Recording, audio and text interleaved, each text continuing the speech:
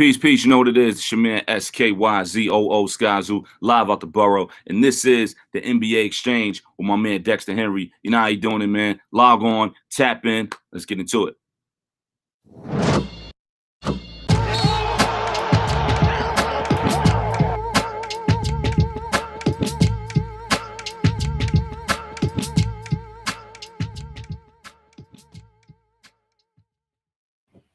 What's up, everybody? Hope you had a good weekend, good Super Bowl weekend. Dexter Henry here. Welcome to the Monday edition of the NBA Exchange.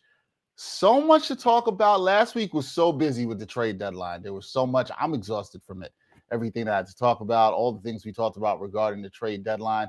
But we got a lot to talk about today. But specifically today, we're going to talk about some Brooklyn Nets basketball. The Nets, they've been having some rough times, but they made a major trade that I'm sure you've heard about last week. To talk about that is my guy, good friend, Michael Grady. Mike, how you doing, man? Good to see you. See you over there. How's everything with you? Oh, man, great, Dex. Always good to be on with you, my man. Yeah, man. Always good to see you. Now, it was Super Bowl weekend, so I got to ask you off the top. Did you watch the Super Bowl last night? And what did you think of the halftime show? Watched the Super Bowl, of course. Growing up in Indy, about 90 miles from Cincinnati. So, I was rooting for the Bengals, so they come up short. Good game, though. But halftime, I love the halftime. Love the halftime show, man. And it's up there for me. It's up there. I got to give some thought as to how high I put it. Michael Jackson is like the top, and then I haven't really thought about a hierarchy. But for me, it's up there. And I say that as a guy who's not really a West Coast dude. Like, I really didn't, I respected Dre, and of course he had some bangers or whatever. Same thing with Snoop. But growing up, man, I was like strong East Coast, man. I really didn't rock with the West. And you get caught up in the media, the whole, what was it, Vibe magazine, you get caught up in the whole thing, and you gotta pick a side. Right. Gotta pick a side. But that said, man, Dre's an icon, Snoop's an icon, memorable music, Mary J. Blige, I mean, come on now, Queen. Eminem was great. 50 Cent was like, what? But K-Dot, man, Kendrick Lamar is my dude, man. And same here. That's my guy. Seeing him, my guy. yeah, absolutely, man. So that was seeing Kendrick. That was just a big highlight. So I thought it was great, man. I thought it was really good. But I hadn't given a lot of thought. It's like a hierarchy, but it's certainly up there for me. So I'm with you on the fact that I thought it was dope. I loved it. I thoroughly enjoyed it. I think it's hard. People got to realize mixing, was it 5 artists and weaving them all in together, making it work, that kind of thing. But I thought it was dope. I'm like you. To me, the Mike Jack performance is the cream of the crop. It's Super Bowl halftime performances. Nobody's touched that yet. So I saw some people saying it's the greatest. Didn't agree with that, but it's great. It's great, and it deserves to be up there, But sit with it some more. Probably watch it again. Yeah. Yeah. So with that, with having that many people, you can't have as many hits. Like, one of those folks may be your favorite artist, and you're like, they should have done this song. Well, if you take 50 Cent out, maybe Dre's got another record, maybe Snoop's got another record. I don't know. It was but I thought it was great nonetheless. The performance was fantastic, man. But again, Kendrick's my dude, man. That was great seeing him perform. We need another album ASAP. Yeah, man, I was about to say just that. We need another Kendrick album. What I was hoping for that I didn't get was some new Kendrick music maybe being performed there. We weren't going to get that, but we need another Kendrick album like yesterday. Yeah, we need that like yesterday. Let's talk some basketball. Enough of the football on the halftime show. You always plugged in, sideline reporter for the Yes Network with the Brooklyn Nets, and the Nets, man, they're struggling right now. 11-game losing streak, Mike. I don't think at the beginning of this year any of us thought the Nets would be on an 11-game losing streak. I mean, with everything that's going on around the team, how shocked have you been about how it's gone down? And also, what's the morale of the team, amidst this 11-game losing streak? It's bad timing, man. In the NBA, it's not. It's you take into account how you're playing, you take into account who you're playing, you take into account when you're playing. And there were some games during this stretch where the Nets certainly could have taken. Then there were games where it was just like, man, just make it as close as you can. Fight, do whatever. Because they have games out there where you're not having Kevin for an extended part of this stretch with the MCL injury, the whole James Harden saga, Kyrie Irving, trying to impact winning the best way that he can by himself while also trying to find his rhythm given his schedule. So yeah, it's surprising. It's absolutely surprising, and then at the same time you get it. And what the guys are doing, and while the morale is good, one, they don't have the trade deadline hanging over their head anymore, right? And there were a lot of guys who were just wondering what their future looked like. I was talking to Nick Claxton about that a little bit earlier, and he just was really unsure. And so you have this exhale moment, whatever energy, negative, unhappy, whatever you want to call it, that energy is out the window. And now it's all about refocusing. Okay, let's get back to playing the way that we want to play. It may not result in a win because there is a talent deficiency right now with so many guys out of the lineup, important guys out of the lineup. But at least get back to your core principles and what you want to be, defensively, trying to put together 4 quarters of playing, intelligent basketball. And then reinforcements are coming. So they were shorthanded in the last game. Right. The game that they have today, they'll welcome Seth Curry, they'll welcome Andre Drummond, Nick Claxton is back from injury, and LaMarcus Aldridge is back from injury. So that's going to be a big help. So their style is going to look different at home because there's no Kyrie Irving, and there'll be some growing pains for sure. But they have renewed energy, and the morale remains positive in spite of a situation where it should be anything but. Right. No, for sure. And one of those things, as you mentioned, Kevin Durant out with the MCL sprain. Now, he did say the other night that he will be returning sometime shortly after the All-Star break. They need him back if they're going to make this push in the second half, right, Mike? They really need him back playing at the level that we saw before he got hurt. Yeah, and I expect him to. He said he's not going to come back at 80%. He's going to come back 100%. So whatever he does take the floor, you're going to see Kevin Durant. And Kevin Durant was all-world MVP. He was ridiculous when he was out there on the court. 51-point performance against Detroit. He was doing everything that he could. For the Harden situation, look, I understand it can be discouraging. The fact that guys are hurt or Kyrie Irving is part-time, the talent, as far as perimeter shooting is what it was the season ago, whatever it may be. But you still got to battle. You still got to put it all out there on the court. Kevin Durant has no issues with that whatsoever, despite people constantly asking, is there, a dark cloud in the locker room? Is this, that, or whatever? You guys are shorthanded, the struggles, whatever it may be. Kevin's just pushing through and was playing at a high level. Patty Mills hasn't complained once. And so that's the type of attitude that they want to have in the locker room. That's what Kevin Durant, certainly brings to the table. And he's the equalizer. It didn't matter where the Nets dropped in the Eastern Conference. I think everybody watching this, paying attention, I think they would understand that it doesn't matter where the Nets drop. If Kevin Durant is healthy come playoff time, we'll see what Ben Simmons looks like when he's ready. We'll see what happens with the whole Kyrie Irving situation.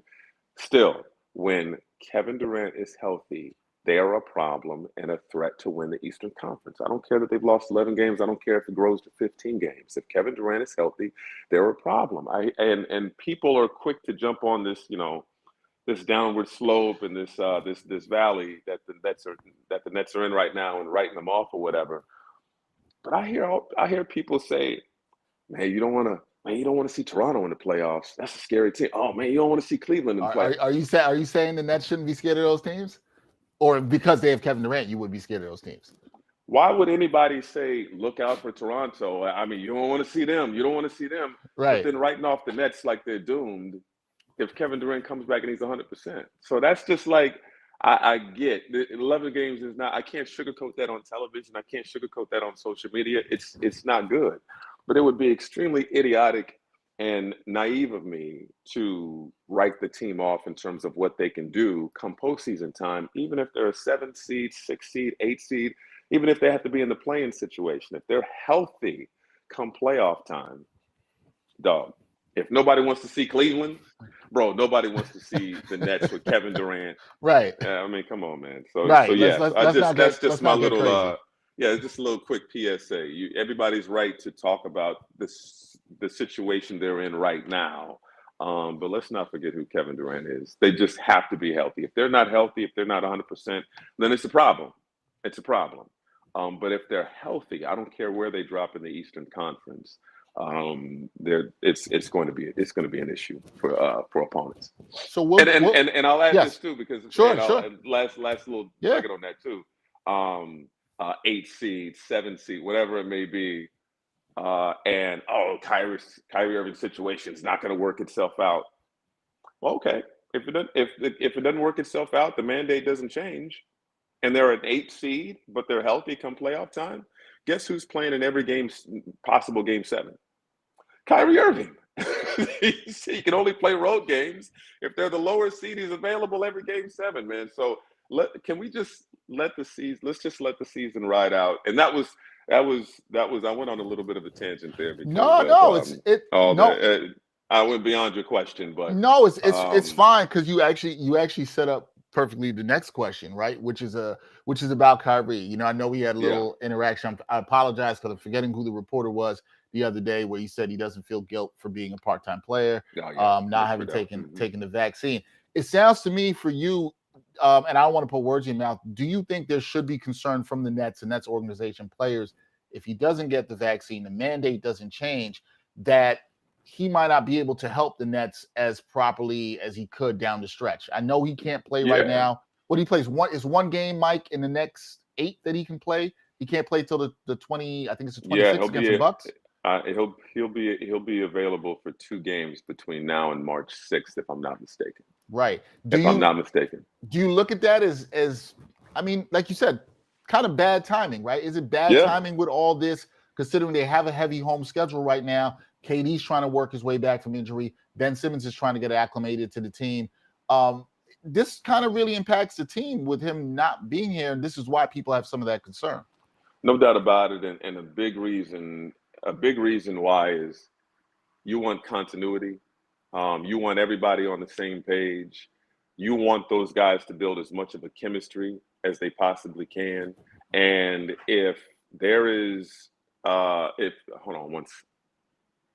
All good. Is it okay to pause this real quick? 1 second. I'm sorry. If you need to, I can take over. Let me hold this down for Mike and set it up. No, it's all good, brother. I said some Valentine's stuff in the hallway, and now I hear some people coming in. And I want to make sure they don't touch my. It's live and it's Valentine's Day. You go handle it. I'll hold this down and come back. Mike will be right back with us. He has to take care of some stuff for Valentine's Day. But as Mike was talking about in there with Kyrie Irving, just want to make stuff clear for people. Kyrie Irving can only play 1 out of the next 8 games because of his vaccination status, because of the mandate in New York. So there'll be no Kyrie Irving until February 26th when they play the Milwaukee Bucks. So that's when we will have Kyrie Irving back. So for some Nets fans, as Mike was saying, there is some concern. Mike is back with us now. Listen, man, you got to handle. Happy Valentine's Day to everybody. Out there. My wife was in the bedroom. I came home just before our interview, and I said some stuff in the hallway that I didn't want her to see. And then I heard some commotion, folks cleaning in the hallways. I'm like, wait a minute, don't touch the stuff. So I know we're live, and I just want to say happy Valentine's Day. Man. There's some real world stuff going on. Real world, real time. We are live. But listen, Valentine's Day, see, you can't, for people who don't know, Mike, I get it, man. When you're living in a building, you can't let anybody take some of these goods. You got to watch out for that stuff. I gotta watch it. You got to watch out. Trust me, I got it. I got some deliveries I need to be watching out for too. So it's okay. Man. I get it. Okay, so I lost my train of thought there. But we were talking about Kyrie and the concern with the limited amount of games he could play this month. So that's a real issue. It's a real concern. Kyrie is a brilliant player, right? There's going to be an adjustment with Ben Simmons in terms of how you use Ben. Ben is such a unique player that he could play the 1. He could play the 5. You can use him in a variety of different ways. Last season with James and Kyrie, they had to talk, exchange, and it was James, you're the point guard. And that was James's role night in and night out. You knew what Kevin's role was. If Kyrie was out of the lineup, everybody kind of had their role. with Kyrie not being there, the Nets can look. I know they were a different team earlier in the season when Kyrie was out and James was by himself or with Kevin or whatever it may be. This is completely different. This is completely different. So there needs to be some time to get on the same page and understanding what they're going to look like as a whole. And if those opportunities are few and far between, then that chemistry part is a real concern. Again, it's going to be difficult in the Eastern Conference. And I talked about this with Steve Nash a lot last season, and talking about shared experiences. And you need to know how everybody is going to respond in the heat of battle. We know that Kyrie's had big moments. We know that Kevin has had big moments. Collectively, though, as a team, going through battles together, learning from those battles, and then growing because of that really helps you in the long run. And the Nets are going to have to do that on the fly. They weren't completely whole last season when they were knocked out. So I don't know how you looked at that shared experience. And then now they have a different field, different team with so many new guys on this roster. And so they have to go through these battles, learn from them, and do all of that on the fly while battling through an Eastern Conference that Toronto, it sounded like I was clowning Toronto. No, they're a scary squad Legit that's team. competing at a high level. Cleveland, I love what Cleveland is doing. That wasn't my point to bring them down. The point was to say, if they're scary, then what does a Kevin Durant-led team look like? So for everybody that's writing them off. But Miami is a problem with what they can do defensively. The fact that they have, Lowry is new into the mix, but Bam and Jimmy in a short time, what they've been able to go through together. Milwaukee had to climb that mountain, and they're eager to prove that they're still just as good as anybody in the East. And now Philadelphia's got a massive chip on their shoulder with Embiid, who's playing like an MVP, and James Harden that they're bringing into the mix. And they have to go through those growing pains and learn and figure each other out together. But it's going to be easier for them because they're going to be available. James Harden will start to play after the All-Star break, if I'm not mistaken. But it's going to be easier for them to get on the same page. So the Nets absolutely have a juggernaut, but it definitely will be a hurdle, a massive hurdle for them in terms of trying to build chemistry, understand how to play off of one another when a big piece of your puzzle isn't there with a fresh group. I wouldn't have had that problem if it was James, because they've had, even with a small sample size, they have an understanding from a basketball communication standpoint on what it looks like in traditional roles with Kyrie at the 2 and James at the 1. But Ben is such a unique talent. At home games, Ben could play the 1. Right. Road games, he could play the 4. Like, it's a completely different squad. So that's a key thing to keep an eye on. That is one thing to absolutely keep an eye on there. So let's talk about the trade. Okay, the Harden for Simmons trade went down last week. What was your initial reaction to it? There had been some chatter around it. It sort of became public. James Harden displeasure, didn't want it out, wanted to go to Philly.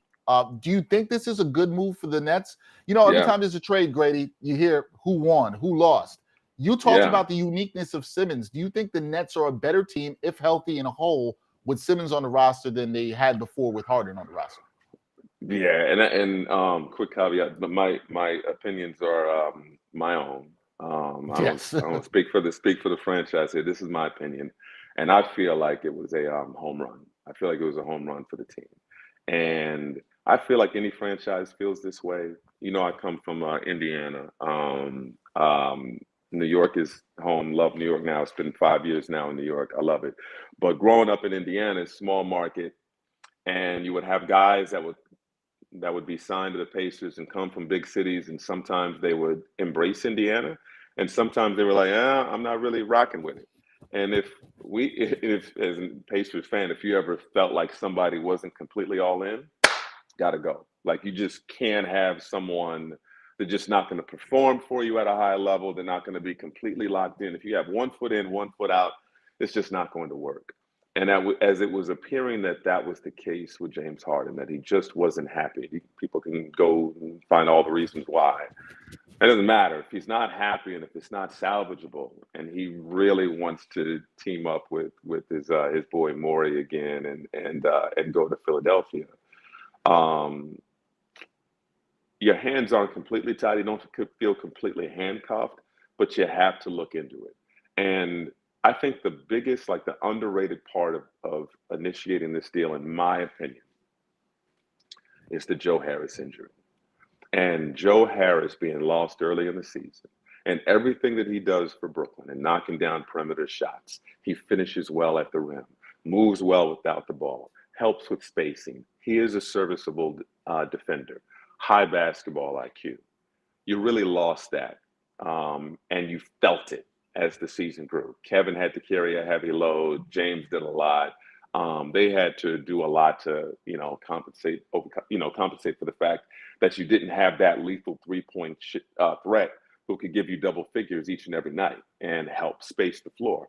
And so Patty Mills was carrying a heavy burden and was doing a lot. And so if you were to lose Harden, you look at Philadelphia's roster and you say, well, there's some things that the Nets could utilize, that could take, because a Simmons for Harden straight up deal is asinine. Like, there was no way that would ever happen. Right. Morey was like, right. oh, it's got to be straight up. You laugh when we hang up the phone and say, Harden, I don't care how upset you are, bro, you were Brooklyn at the rest of the season. But if they're willing to have a conversation to add other pieces, it's clear the Nets are, shorthanded. There's a depth issue on this Nets roster in terms of guys at certain skill positions are getting beat up on the boards a lot of nights. They're not knocking down perimeter threes. So you add Ben Simmons and everything that he can bring to the table. Again, that situation with Atlanta was, it was shocking, surprising, the way the whole thing went down. But there was so much conversation about it that he's almost become an underrated player. He's on all defensive first team the last 2 years. He's a great ball handler, a great rebounder, can rebound and push the tempo with his ball handling skills, a great creator to where he can set up other teammates, and a great finisher at the rim. Jump shots a struggle, free throw lines an adventure. But he was still one of the better players in the NBA because of all the other things that he did well. So you have that. I mentioned they're getting beat up on the boards a lot of nights. You bring Andre Drummond in, who's playing 18 minutes a night and pulling 9 rebounds a game, led the league in rebounds just a couple of seasons ago. A beast on the board and can help clog the middle. And then you bring in Seth Curry to the mix as well, who's one of the more prolific three-point shooters in the league, great mid-range game, can create for others, can ball hand, can play the point in a pinch. And so you add Ben, you add some depth at two important, positions and areas of need. And all you're giving up is a James Harden who was struggling to get to the free throw line, was not knocking down his perimeter shot at the efficiency that we saw in seasons past.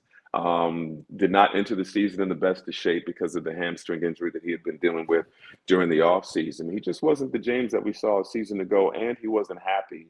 And I felt like the move was necessary. I felt like the move was important, and I feel like the Nets made out well, and they got some draft picks in the long run. And the Nets avoid a situation where you could potentially be paying this 37-year-old guy $60 million.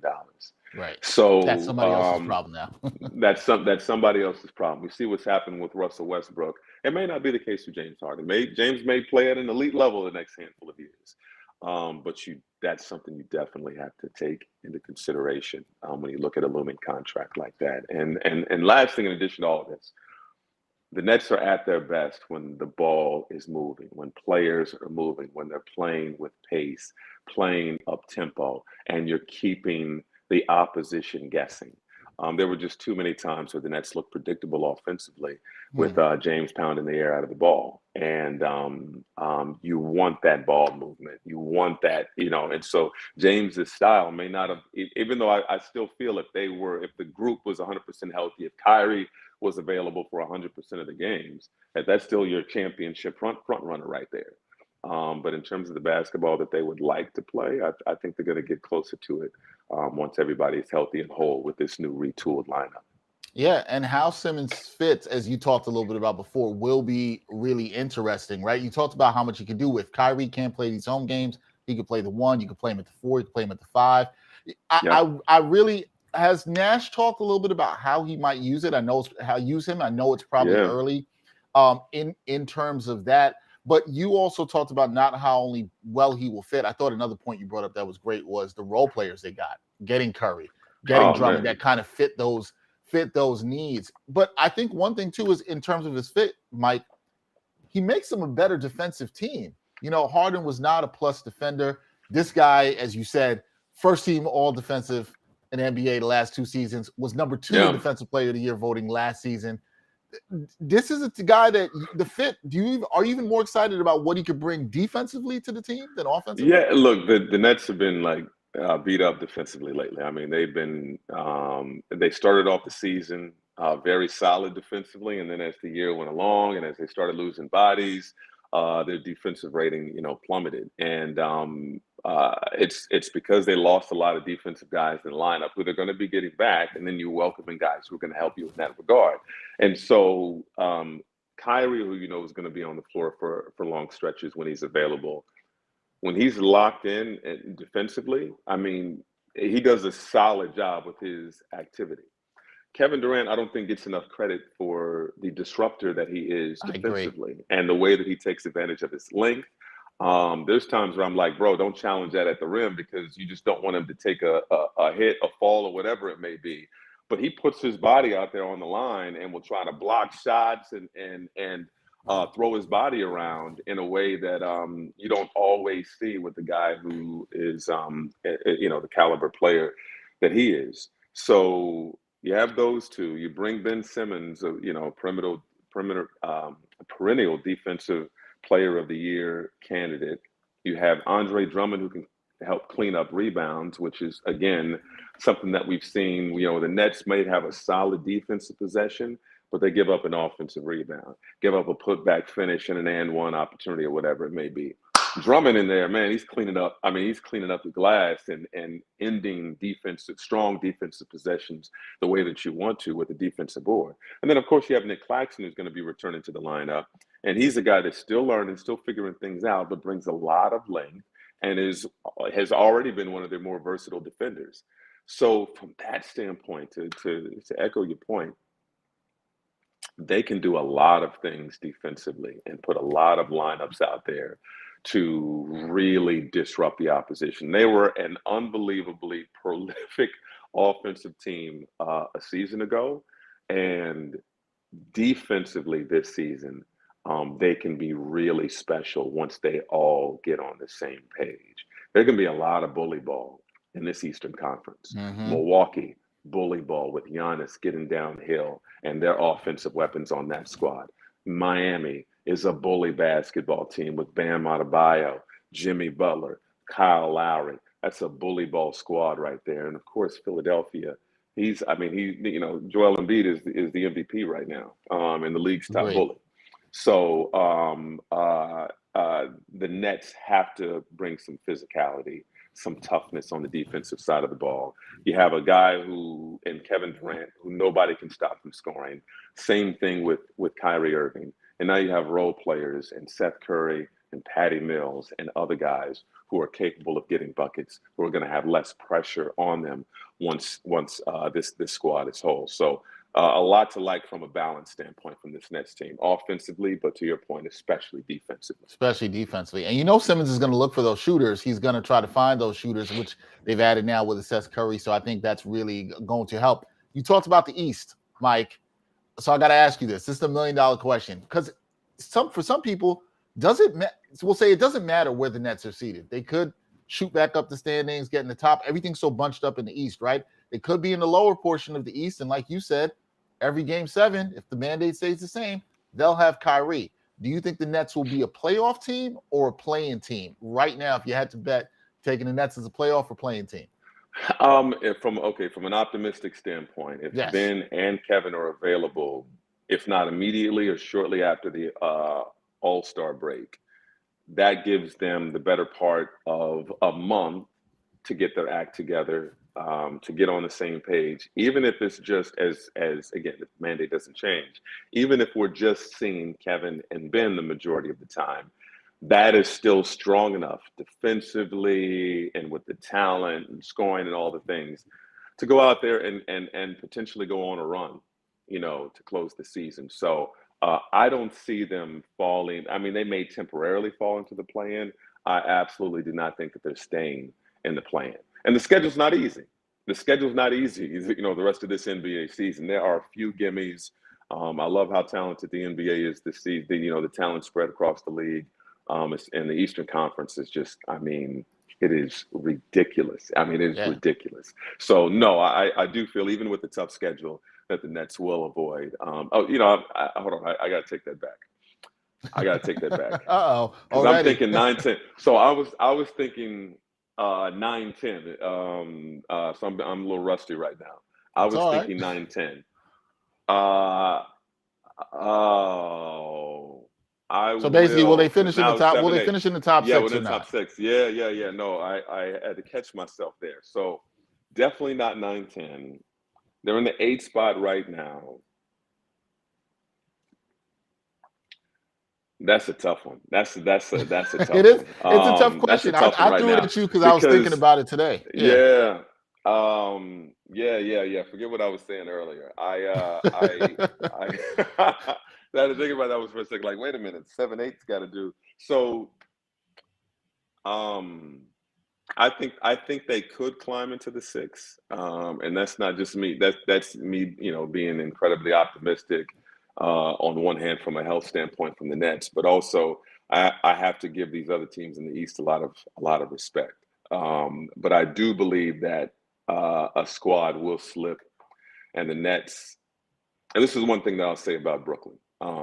They have hit a mental reset button, and one of the things I was talking about the guys today at Shoot Around is that they're extremely hungry. These losses, you know, they're not taken lightly. They're not like having a ball and laughing as if they don't care about these losses. These losses are eating away. And so I'm going to use this as an intangible after all this rambling to answer your question and say they will move out of the play-in spot. They may still lose a handful of games coming up, but once they are whole, I believe there will be a revenge tour. You know what I mean? Revenge tour. I like that. Yeah. So they've taken, forgive me, ass whoopings while they were shorthanded. Right. But as they become whole, even with a tough schedule, I think they're gonna go on a run. It won't always look pretty, but they'll have the best closer in the game once he's available again. And Kevin Durant, the defense will be much improved. And that's going to be a problem for opposing teams. So you're not asking me, are they going to get in the top 3? Are they going to get back into I'm not going there. hunt as far as getting home court advantage? So if we're talking about just the 6th spot, I think they'll get their act together and avoid the play-in. Yeah, and if they avoid the play-in, I kind of tend to lean with you. No matter where they're seated, I think if you have a healthy Kevin Durant, you're dangerous, right? Like you're unbelievably dangerous. And if Ben Simmons, which I think is another point that you're making, comes in and infuses this new energy, starts this revenge tour, they want to go kick ass around the league. I don't think that's unrealistic to believe that can happen at all whatsoever. I don't think so. Thanks to Guillermo. I see you checking in. He says, Nets World, Brooklyn Forever. Repping there. We thank you for checking in, watching with us live. Mike, I got a couple more for you. Okay. Got to ask you. So it's funny because you talked about at the beginning that people have blown off the Nets. Now they're on this 11-game losing streak. They can't do anything. They can't win the title. Following this trade, the Nets, I looked at the odds for it. The Nets are still the odds-on favorite with the Warriors and the Suns. They have the same odds to win the title, which is still crazy despite losing 11 in a row. So do you think the Nets, as constructed, if everybody's healthy, as constructed, Mike, with Simmons, with the pieces all in, do you still think they can win the title this year? Yes. The mandate is going to be important, and we don't have any reason to believe that it'll change right now. That's just something that we'd be surprised with. It would be incredibly difficult, for sure, given if you have to go through a Miami, if you have to go through a Milwaukee, you have to go through a Philadelphia.